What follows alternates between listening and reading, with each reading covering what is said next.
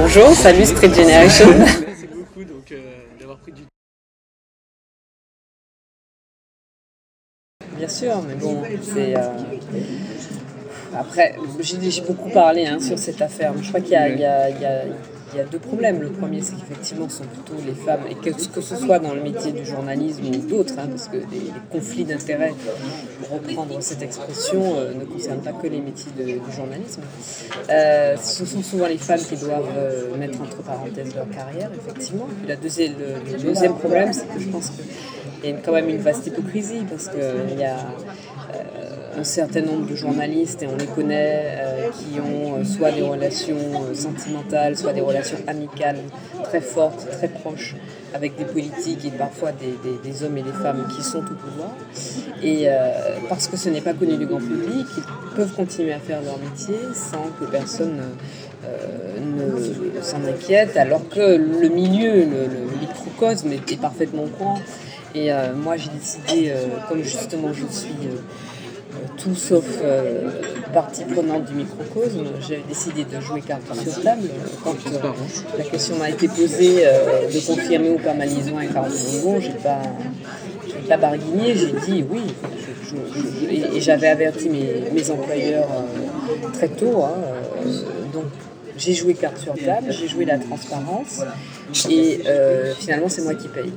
Alors qu'est-ce qui est mieux, c'est de voir un journaliste en sachant une information comme celle-là et en le regardant faire son travail, ou de voir un journaliste interviewer un politique ou une politique sans savoir que soit ils ont une relation sentimentale, soit ils ont une relation amicale très forte et très proche.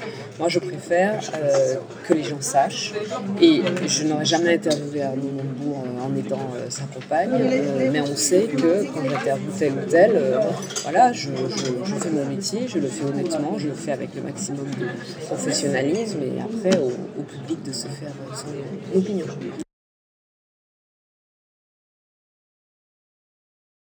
Quand on est journaliste, il ne faut pas être amoureux d'un politique, mais il ne faut pas non plus être amoureux d'un patron de laboratoire, parce qu'on ne sait jamais s'il fait la une de l'actualité. Puis il ne faut pas non plus être amoureux d'un patron de club de foot, parce qu'on ne sait jamais s'il a des comptes à rendre. Et puis voilà, quoi. Donc, comme disait Isabelle Giordano, on peut aussi, quand on est journaliste, mettre une ceinture de chasteté, coca ici, et Perrier là. Mais bon,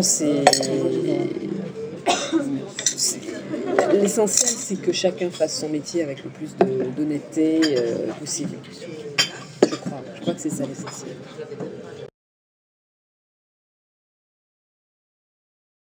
Je crois pas. On prête beaucoup à Nicolas Sarkozy, mais très sincèrement, je pense qu'il a d'autres chats à fouetter que de s'occuper des nominations de tel ou tel. J'imagine mal qu'il soit là, penché sur les cas de chaque journaliste et la carrière de chacun. Je crois qu'il a autre chose à faire. Après, il y a un phénomène qui existe, qui est celui de l'autocensure de la part de certains responsables de presse qui se disent « si je prends telle décision, je vais déplaire au château », c'est une expression qu'on entend parfois. Et finalement, ils se mettent dans des situations d'autocensure alors que personne ne leur demande rien. Et ça, je pense que c'est dommage.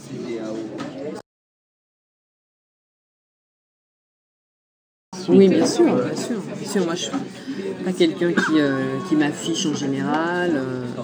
Il nous est arrivé, Arnaud et moi, par exemple, d'aller dans des avant-premières, et on s'est toujours débrouillé pour ne pas arriver en même temps, être devant les photographes au même moment, passer l'un après l'autre, parce que bon, voilà, je suis pas du genre à m'afficher, à aller dans les soirées à la mode, etc. Donc, comme ce n'est pas mon style de vie, c'est vrai que c'était assez dérangeant de voir ma vie privée exposée comme ça en permanence.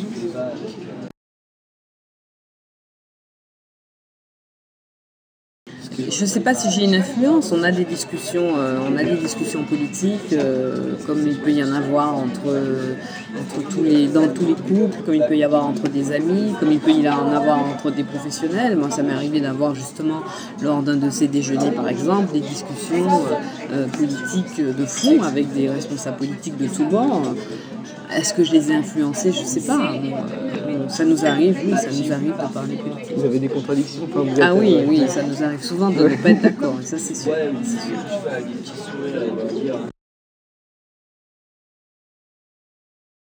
ça comme un déni de ma capacité d'indépendance d'esprit. Je ne vois pas ça comme un dénigrement. Avoir une rubrique culturelle, moi j'en suis ravie. Il n'y a pas le journalisme politique et le reste. C'est-à-dire, tous les journalistes se valent et chacun dans sa spécialité.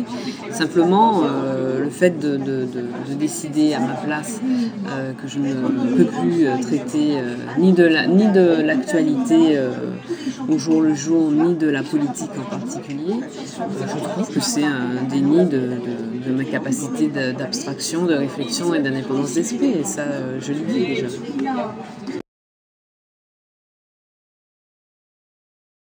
Je crois que les deux étaient intéressants. J'ai moins de frustration sur Sans préjugés parce que j'ai moins de temps que dans la controverse, mais c'est pas le même exercice.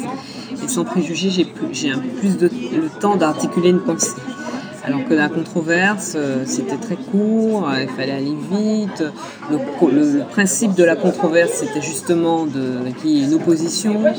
Donc j'étais en permanence, il fallait en permanence que j'interrompe mon interlocuteur pour le relancer. Et c'était pas, d'abord c'est pas ma façon habituelle d'interviewer. J'ai des interviews pugnaces, mais où je travaille plus les choses en profondeur, et je travaille plus les idées en général en profondeur, et mon interlocuteur a quand même le temps d'articuler une pensée, et je n'avais pas cette capacité-là dans la controverse. J'avais 5 minutes pour faire du punching ball, donc je me sens plus à l'aise dans l'exercice Sans préjugés que dans celui de la controverse. Je trouve ça plus satisfaisant. Maintenant, effectivement, par-dessus tout, je préfère l'interview politique, mais l'interview politique, pour moi, c'était pas tout à fait, enfin, ce que je réalisais dans la controverse, c'était pas tout à fait le biais qui m'intéressait le plus. Et c'est ce que je vous disais tout à l'heure, je trouve que c'est dommage de ne pas me faire un peu plus crédit de mon professionnalisme et de ma capacité à faire mon métier en toute honnêteté. Mais bon, c'est comme ça.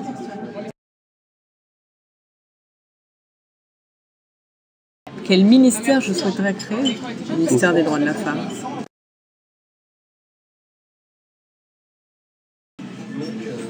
Ah, il y en a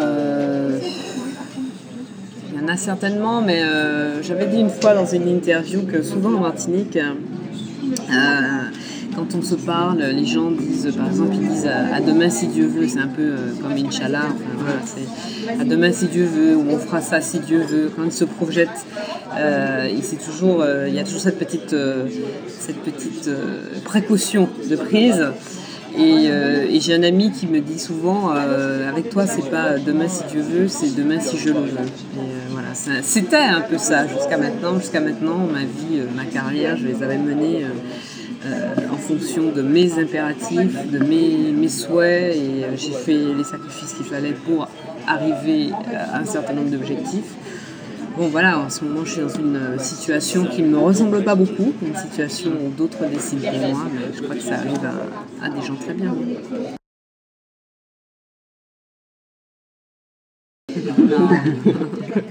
Non, je pense que mon compagnon est une chance pour moi et a énormément de qualités, et c'est pas mon plus grand défaut. Mon plus grand défaut, c'est moi-même. Merci beaucoup Audrey Pulvar.